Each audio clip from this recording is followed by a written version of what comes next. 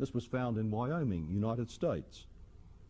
And friends, millions of fossils, perfectly preserved, testify of sudden death and sudden burial worldwide. Water-laid death. We have all over the world things we're not told about. Tree trunks penetrating through several seams of coal, as in this one in France. Here is a most crucial fact.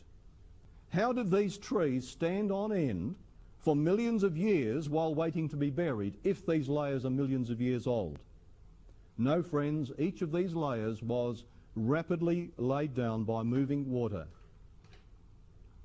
Water covered the earth. And as the water continued, eventually the time came, as the ocean basins were expanding, to remake the surface of the earth in this great disaster, that the water ran off, leaving behind these high water marks which you see all around the world.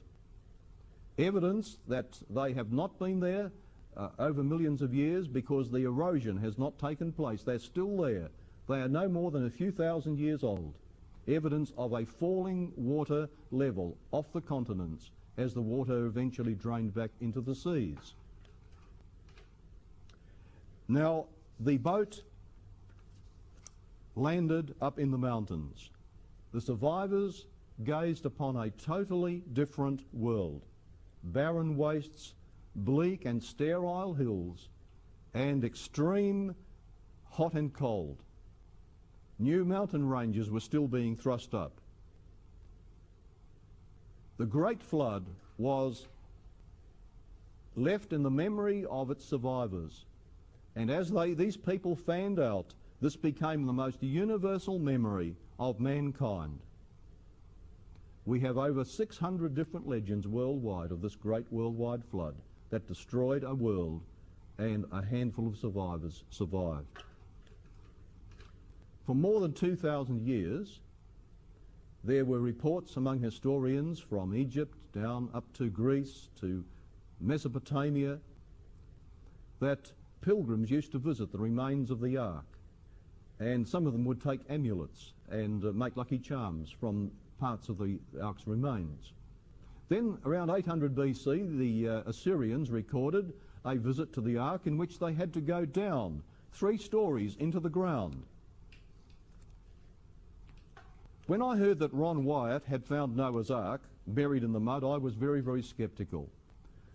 For years, friends, I had followed the stories of men climbing up Big Mount Ararat, and my belief grew that the Ark lay partly hidden in ice in a canyon on that mountain.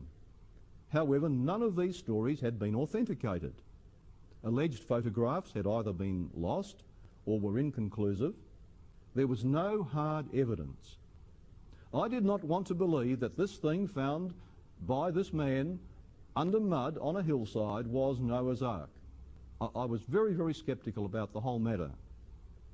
And then I read an article in a Christian magazine which was ridiculing Ron, and that made me firmer than ever in my opposition against him.